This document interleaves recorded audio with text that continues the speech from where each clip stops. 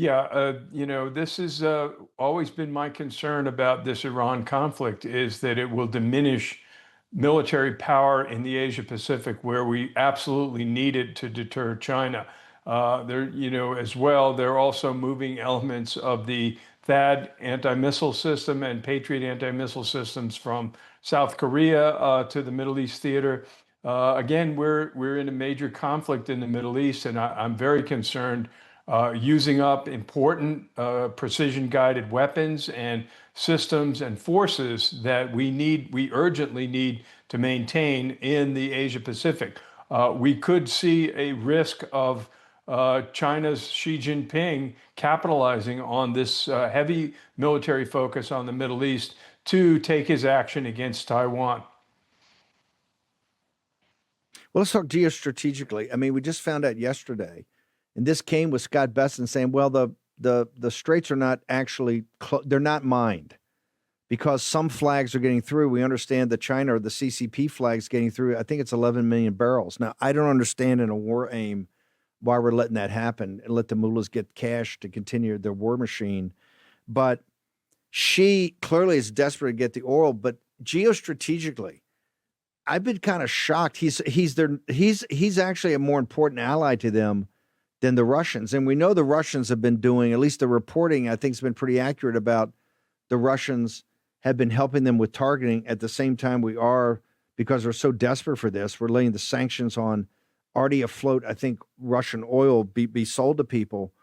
Are you surprised at how cucked she has been both in Venezuela and now in Iran? And you could argue that they're, half of his energy needs and have been major allies. And he's essentially sat there and whatever equipment they've given him hasn't particularly worked well, but she's not made any moves at all, sir? Yeah, I did a big piece for this in the Washington Times looking at the impact of the Iran military operation on China, and it will have a major impact. I believe that if they continue and see it through to the end, China is going to be in a major hurt when it comes to oil. 90% of Iran's oil is being sent to China, mostly on ghost fleet that evade sanctions against Iran, and they've been getting cheap oil. China has no oil. They're basically out of gas when it comes to oil, and they need it urgently for their modernization and their economy. So one of the positive strategic elements of the Iran operation is that it's a dagger pointed at the heart of Beijing for its energy consumption, as well as its localized strategic efforts to expand the communist influence in the Middle East. Walk me through, because simultaneously we've had this situation, and there were so many rumors, and so many of the China experts had disagreements. We've seen Xi on this restocking of the senior command of the PLA, whether it's a purge or whether guys try to have a coup against him and he purged it. But it's happening at a time that clearly, with the United States on the march militarily in Latin America, and part of that you can look at definitely trying to drive the CCP out of there.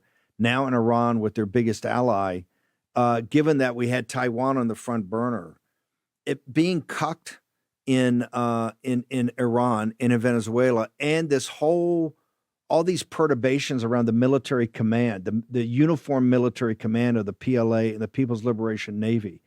Is she strategically in the worst position he could possibly be, or is he making moves that we don't fully understand to make himself stronger?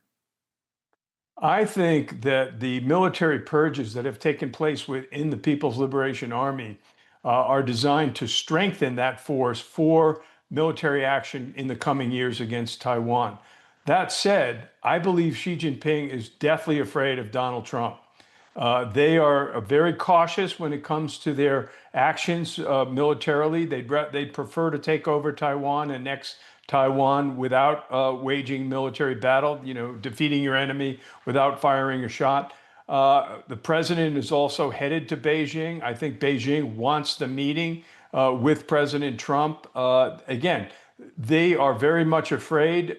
They've seen successful military action by the U.S. in Venezuela, and now they're seeing a major military campaign against Iran. And They're clearly, I mean, the Indo-Pacific commander, Admiral Sam Paparo, has said several times, and I've interviewed him, that he'd win against China right now if they went to war. And I think the Chinese understand that. Now they're making great progress in developing their forces, specifically with hypersonic missiles, drones, asymmetric weapons that can give them an advantage in a conflict with the U.S. But they're not there yet.